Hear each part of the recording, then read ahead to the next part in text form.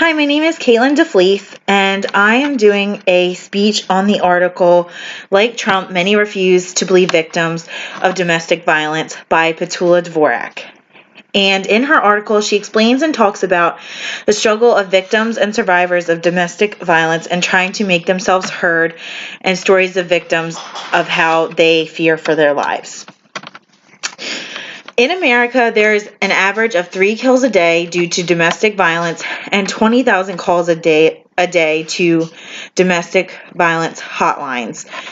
And yet people still struggle to believe victims of sexual and physical abuse, especially when the abuser is a charismatic and seemingly upstanding person, or even someone in the public eye, such as a politician, an actor, or an athlete. And there are so many documented cases of abuse that are completely written off by officials and police officers and outsiders, people who aren't in the actual relationship.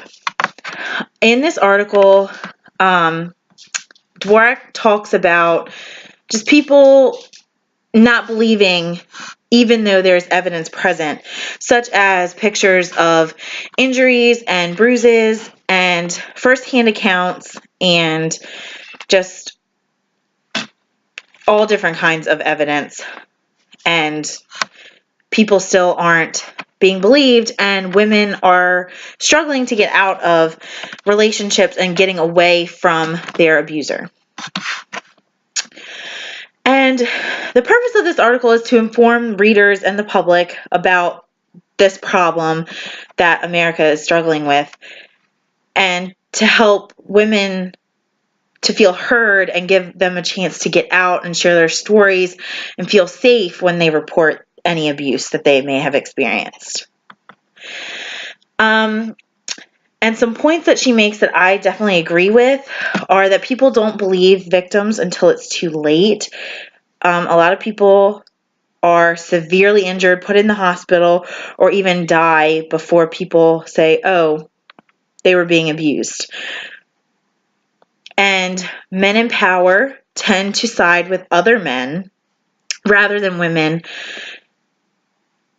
and defend them and discredit the women in the situation, such as, like in the article, Trump defends Rob Porter and comes to his defense against his 2 ex-wives, even though they came forward with sufficient evidence and told about their abuse towards both of his ex-wives.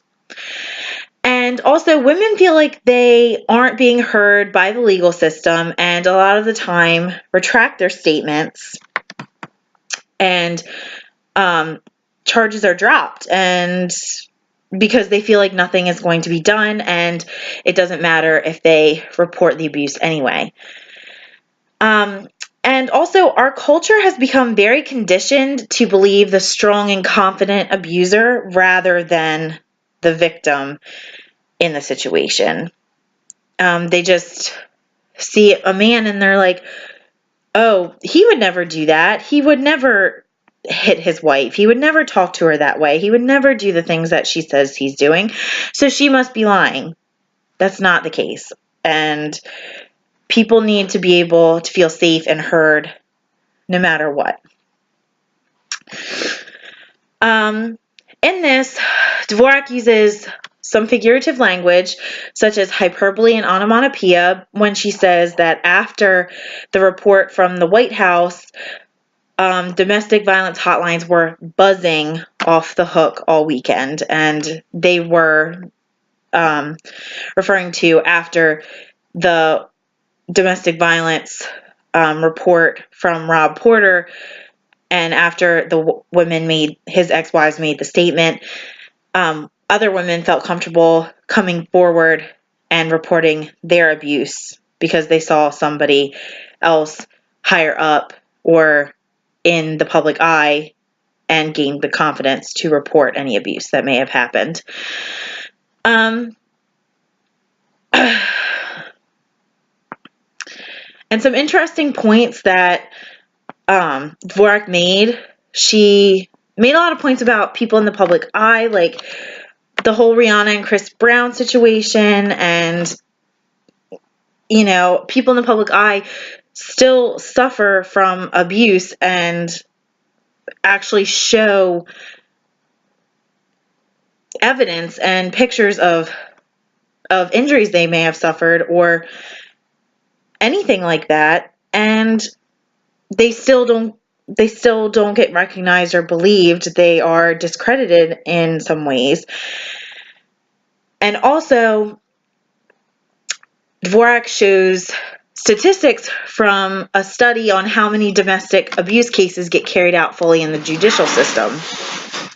She examined 517 cases of domestic violence identified in a survey, and only about 130 of the 517 were called into the police,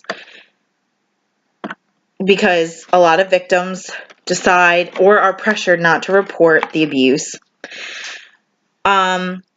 And of the 130 cases that were called into the police didn't show up 27 times. And the 103 cases that were investigated resulted in 61 arrests. And those arrests resulted in 43 people charged. And only 10 of those 43 people received jail time. That's crazy. It's insane. So only 10 of the 517 cases of domestic violence identified, only 10 of them got jail time. In conclusion, I believe this article could definitely open the public's eyes to domestic violence and its victims, and make people see and believe accounts from victims.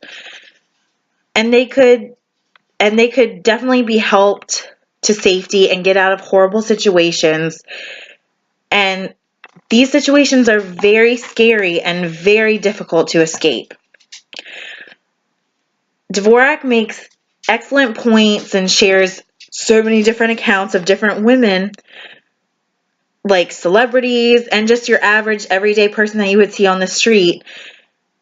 And she shows that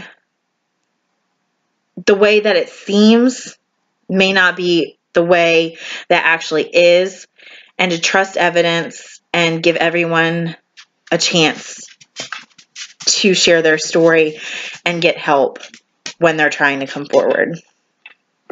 Thank you for listening, and have a great night. Bye.